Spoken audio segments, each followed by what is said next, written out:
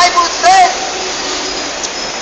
in 2 Timothy chapter number 3 verse 1, this also, that in the last day, perilous time shall come.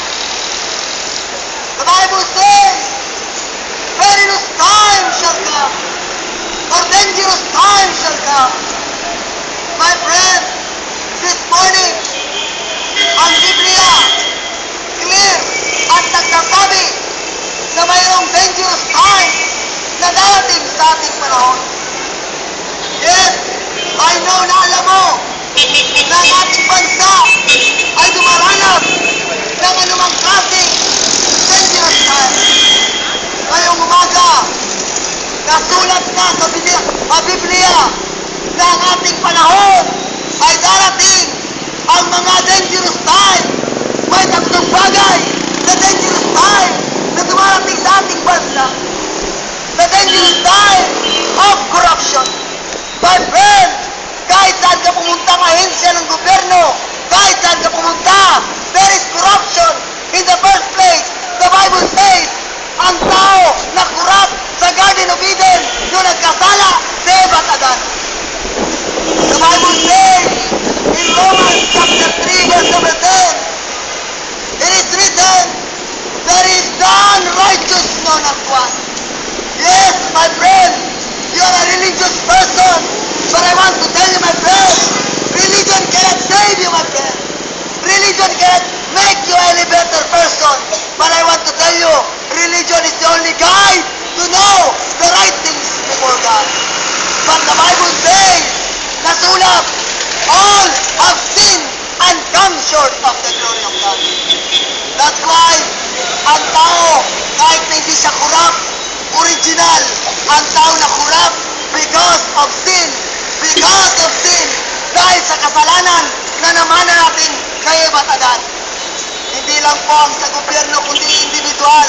Ang tao ay kurap because yung kasalanan na naninirahan sa kanyang buhay.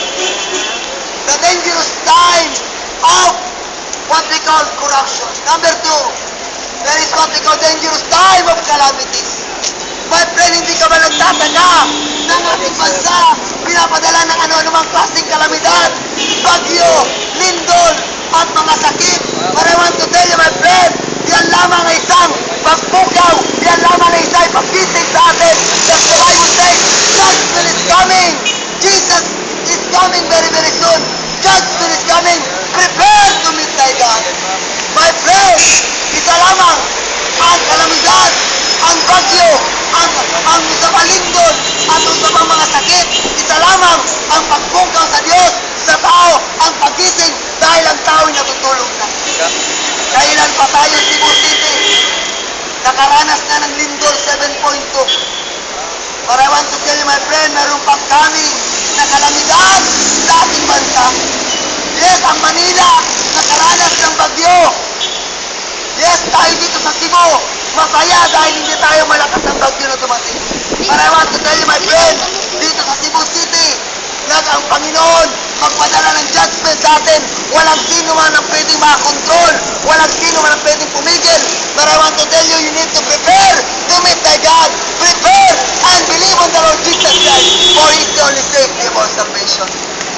Not only the danger, our dangerous time, our perilous time of corruption, perilous time of calamities, but the perilous time of condemnation.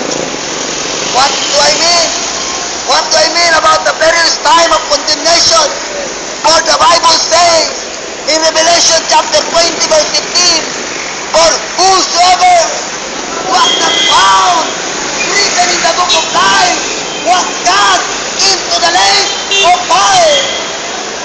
The sinner, it shall die. The soul that sin, it shall die. My friend, whosoever was not found written in the book of life was cast into the lake of fire. Ang mga pangalan na kasulat na sa book of life. Yes, magkatawag ka mo yung paano masulat ay mong pangalan. Masusulat lamang yung pangalan. If you believe to the only begotten Son of God, Jesus Christ died for your sin. He is the 14 verse 6, Jesus said, I am the way, the truth, and the life. No man cometh unto the Father but by me. The Bible says, for God so loved the world that he gave his only begotten Son, that whosoever believeth in him should not perish, but have everlasting life. The Bible says in Romans 5:8, but God commended his love toward us in that while we were yet sinners, Christ died for us. The Bible says in John 5 verse 24, verily, verily, I say unto you, he that heareth my word and believeth in him that sent me hath everlasting life. Many, many more verses in the Bible that prove that only Jesus. Baptist is not the way. Catholic is not the way. Mormon is not the way. Kibulo is not the way. Muhammad is not the way. Mary is not the way. Santo Niño is not the way. Santo Papa is not the way. Buddha is not the way. Jesus is the way, the truth, and the life. No man cometh unto the Father but by the Lord Jesus Christ. Repent, believe on the Lord Jesus Christ, and thou shalt be saved. Judgment is coming.